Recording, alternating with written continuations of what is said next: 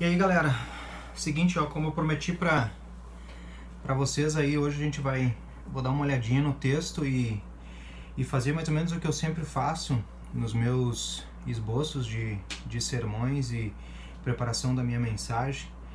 Eu sei que vocês já devem ter olhado aí, eu coloquei aqui tentei colocar numa imagem maior aqui para vocês conseguirem acompanhar a leitura aí do dia de hoje, tá? Então a gente vai começar pelo capítulo 18 de João.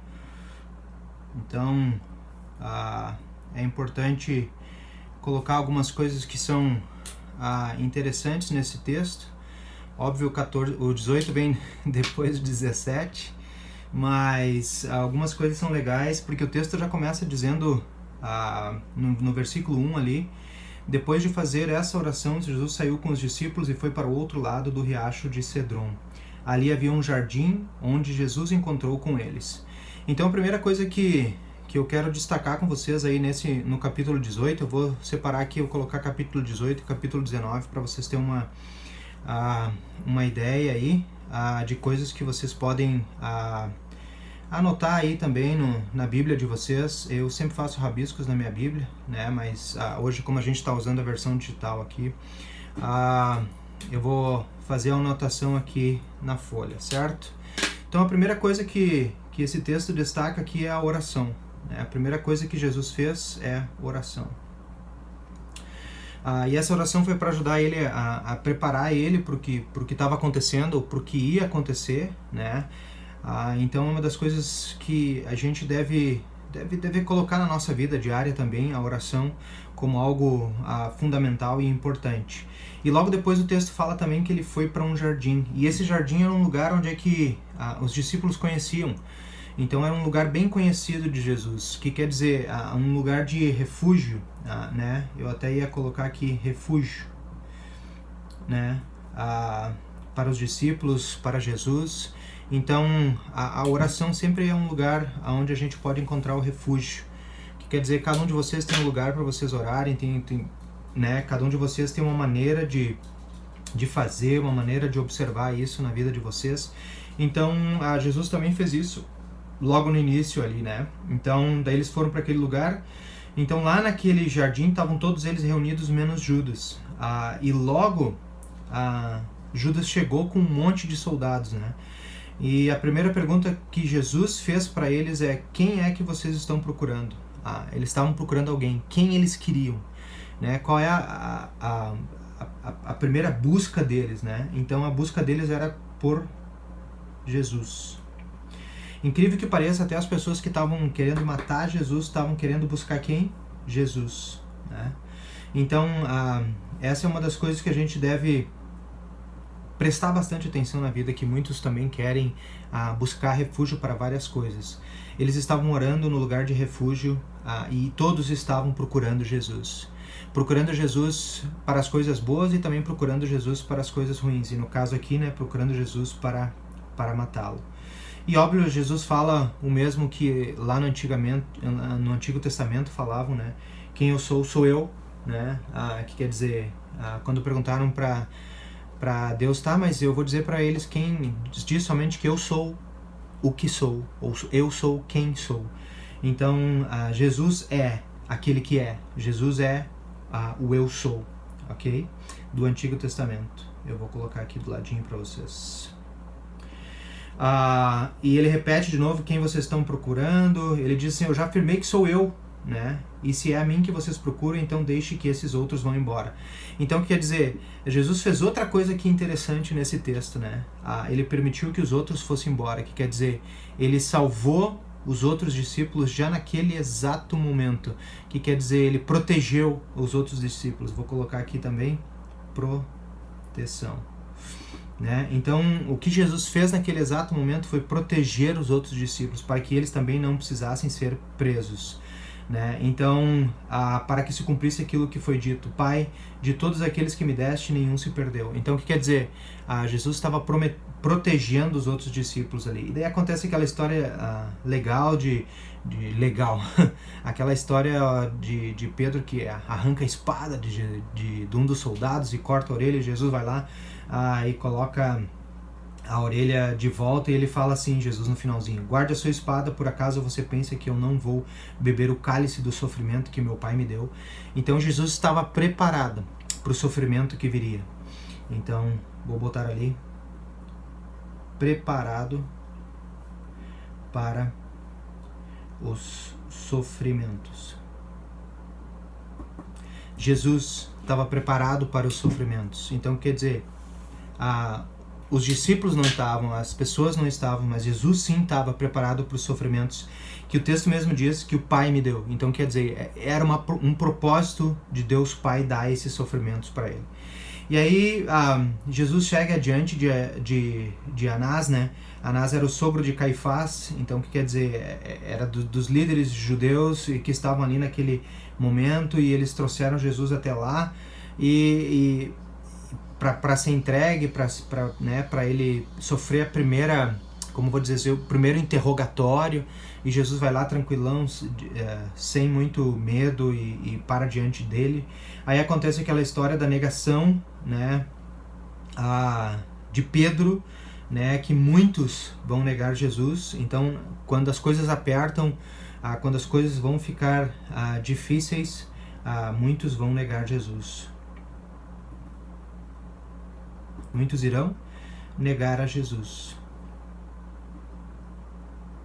Isso é uma coisa que acontece nos nossos dias também. Por exemplo, agora a gente está passando por isso, a gente está isolado e a gente está sofrendo todas as consequências desse isolamento e desse vírus que assola o mundo inteiro. E quem sabe muitos estão se aproximando de Jesus, mas aqueles outros, então, por que Deus deixa isso? Por que Deus faz aquilo? Então, nos últimos momentos, ou nos momentos de perseguição, nos momentos de dificuldade, muitos irão negar Jesus, assim como Pedro, né, aqui no nosso texto também negou a Jesus. E aí levam Jesus lá pro grande sacerdote, né, para Anás mesmo, de novo, e ele faz uma pergunta, né, a respeito dos seguidores de Jesus, dos seus ensinamentos, e olha o que Jesus responde: eu sempre falei a todos publicamente, eu ensinava nas sinagogas, no pátio do templo, onde o povo se reúne, e nunca disse nada em segredo. Então, por que o Senhor está me fazendo essas perguntas? Pergunte aos que me ouviram, pois eles sabem muito bem o que eu disse a eles. Então, o que quer dizer? As coisas que são do reino, as coisas que são do céu, elas devem ser sempre faladas publicamente, ok? A gente não faz nada em segredo, ok? A mensagem, vou colocar aqui, a mensagem do reino sempre publicamente. Então, o que quer dizer? A mensagem do reino, ela deve ser sempre pública. Por isso que a gente tem cultos, por isso que a gente fala abertamente, a gente convida todas as pessoas, porque essa mensagem do reino, ela é pública e é para todas as pessoas. Então era por isso que as pessoas estão querendo matar Jesus. Por quê? Porque ele estava falando das coisas do reino dos céus, eles estavam procurando essas coisas. Então ele diz assim, eu vou te mandar então para Caifás, e lá eles vão responder, e daí vai Jesus lá para diante de Pilatos, então, né? Porque ele leva para Caifás, e já era de manhã cedo, os líderes judeus não estavam no palácio, porque queriam continuar puros, conforme a tradição deles. Então o governador Pilatos saiu e perguntou, né, para eles: que acusação esse homem tem? A gente sabe muito bem, ele está dizendo que ele é o rei dos judeus, né? E a gente sabe que... E aqui tem um jogo de linguagem. Por quê? Porque eles, ao falar isso para Pilatos, eles estão ao mesmo tempo mostrando que Jesus quer tomar o teu lugar. Jesus quer ocupar o teu lugar de rei dos judeus, né? Vou colocar aqui: rei dos judeus. E isso era tipo uma estratégia, né, dos sacerdotes de calar Jesus, dizer que ele está dizendo, ele está dizendo que ele é o rei dos judeus. E Pilatos faz a pergunta para Jesus, e Jesus responde assim: esta pergunta é do Senhor mesmo, ou foram outras pessoas que lhe disseram isso ao meu respeito? Então ele fica lá perguntando a sua própria gente, os sacerdotes, e o que eles fizeram para mim, o que foi feito para vocês. Então Então Jesus respondeu lá: o meu reino não é deste mundo. Se o meu reino fosse deste mundo, os meus seguidores lutariam para não deixar que eu fosse entregue aos líderes judeus. Mas o fato é que o meu reino não é deste mundo. Jesus está falando aqui então do reino dos céus. Ele é o rei dos judeus aqui na terra, mas ele está falando do quê? Do reino dos céus. Jesus está dizendo que ele é o rei lá nos céus. Ele está proclamando para todas as pessoas que se fosse daqui, muitas pessoas iam estar lutando para tirar ele dessa angústia, para tirar ele né, dessa aflição, dessa prisão. Então o que acontece ali nesse exato momento? Pilatos, aquela velha história que a gente também conhece, né, que lava as mãos e diz: bom, vocês é que decidem, condena Jesus para a morte. E antes de condenar Jesus para a morte, tinha uma tradição muito interessante na época da Páscoa. Era tipo um momento de reconciliação, um momento de dar uma chance, uma nova oportunidade para alguém, e o povo escolheu alguém para sair da prisão. Então colocaram duas pessoas, né, a Jesus de Nazaré e Jesus o Barrabás. Colocaram duas pessoas para o povo escolher se queriam libertar Jesus de Nazaré ou se queriam libertar Barrabás. E óbvio, o povo escolheu que este Barrabás era um criminoso, então disseram: não, ele não, nós queremos que solte Barrabás. Óbvio, a multidão influenciada por todos os sacerdotes, por todos os líderes religiosos, decidiram então crucificar Jesus, né, ou condenar Jesus à prisão. Então Jesus é preso no final do capítulo 18. E aí a gente entra para o capítulo 19, e era normal, né, naquela época todos os presos eram chicoteados, judiados. Eu pedi para vocês darem uma olhadinha na Paixão de Cristo, né, ali mostra super bem o sofrimento que Jesus teve, toda a violência física que ele teve no corpo dele. Então os discípulos sofrendo o tempo inteiro. Então era uma das coisas que naquela época era bem comum. Fizeram até, eu vou botar aqui, sofrimentos de Jesus, né?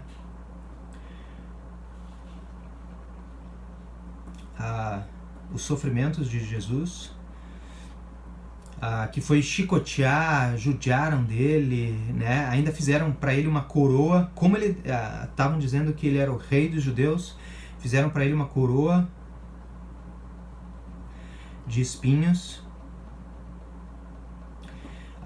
Né, e deram para ele também uma capa, né, colocaram para ele uma capa vermelha, que era normal de reis usarem naquela época. Então colocaram sobre Jesus também uma capa vermelha, né, que quer dizer, mostrando para todos lá que Jesus, isso aqui mostra, né, só os reis usam coroa e capa vermelha. Então aponta lá que Jesus é o nosso rei, né? Mesmo na sua morte, né, e crucificação, Jesus é chamado de rei. Ele é o nosso rei.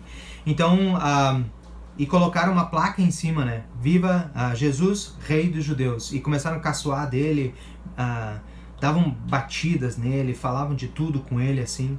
E então, depois de judiarem bastante dele, levaram de novo até o templo e perguntaram então o que vocês queriam que fizesse com Jesus, né? E a multidão inteira gritou lá: crucificar.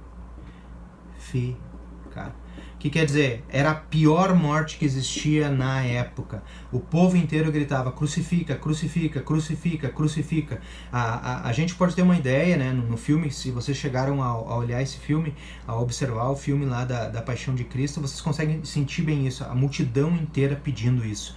A multidão inteira, todos que estavam no templo, né? Então a gente sabe que muitos ali que estavam no templo também eram favoráveis de Jesus, os seguidores de Jesus estavam infiltrados ali no meio das pessoas, né? Mas o que o povo queria mesmo era a crucificação de Jesus. Então gritavam em alto e bom tom: crucifica, crucifica, crucifica, crucifica, crucifica. Então pergunta para, né, Pilatos pergunta para Jesus: você não quer falar comigo? Né? Por que tu não está dizendo nada? Olha o que a multidão está dizendo. E daí Jesus responde: o Senhor só tem autoridade sobre mim porque ela foi dada por Deus. Por isso aquele que me entregou ao Senhor é culpado de um pecado maior. Então aqui o que ele estava chamando a atenção, né? Ele estava chamando a atenção ali para Judas, né? Judas que tinha entregado Jesus. A gente sabe o que aconteceu, né, com Judas depois. Ele era o traidor, né? Depois ele foi, se arrependeu, vendeu Jesus por 30 moedas de prata, se arrependeu e depois chegou a se enforcar, né? Então são coisas que acontecem bastante no nosso dia a dia. Muitas pessoas negam Jesus, muitas pessoas abandonam a fé, muitas pessoas ficam longe, né, de Jesus. E aí, bom, depois ele foi, aqui o nosso texto segue e diz assim: a crucificação de Jesus.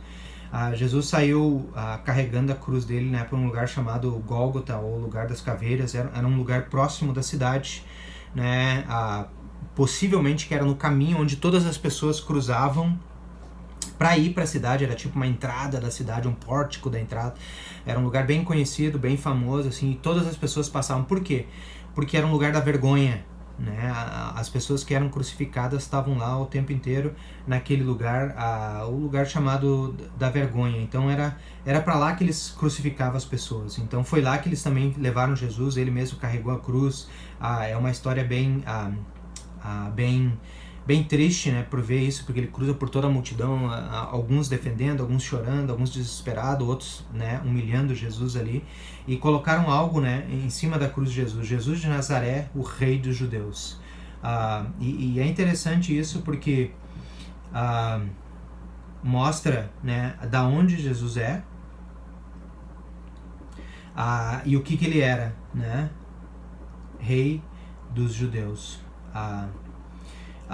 Então isso era super interessante. Por quê? É super importante porque isso aqui também mostra a natureza humana de Deus, Jesus, a natureza humana de Jesus, porque muitos sabiam de onde Jesus era. Jesus era de Nazaré, então ele colocou: Jesus de Nazaré, o rei dos judeus, e ali estava sendo crucificado o rei dos judeus.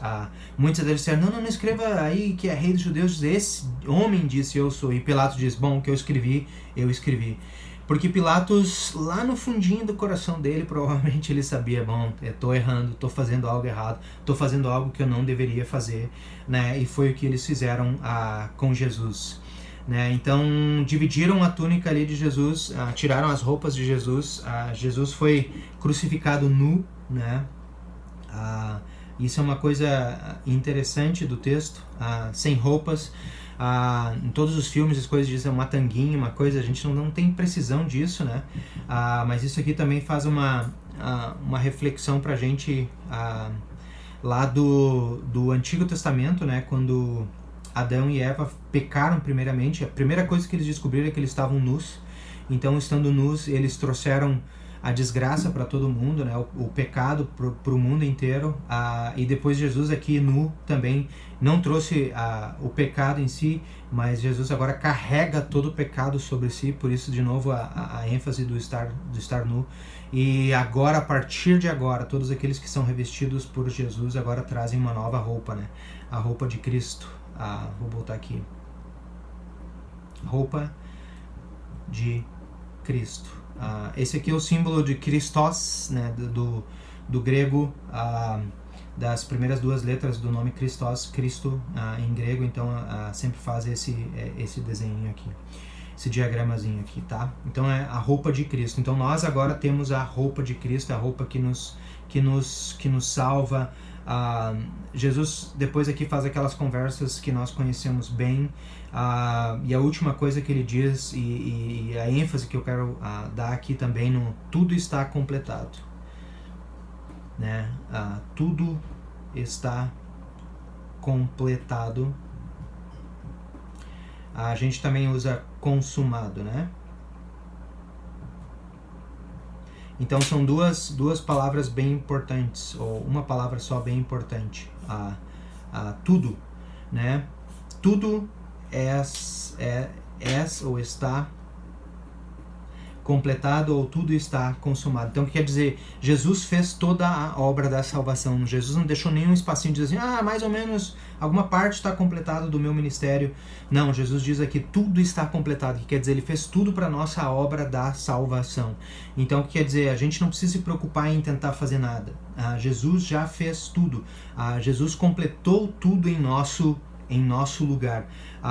E depois de dizer isso, ele abaixou a cabeça e morreu.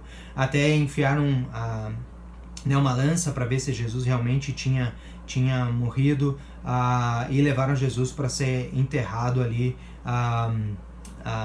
num lugar de José de Arimateia, né, ele que tinha um terreno, um lugar, uma sepultura, e foi lá que enterraram Jesus, né? Puseram ali então o corpo de Jesus porque o túmulo ficava perto e também porque o sábado dos judeus iria começar logo. Então, quer dizer, isso era na sexta-feira, né? Sexta-feira Santa, que a gente diz ao pôr do sol, foi aonde enterraram Jesus, certo?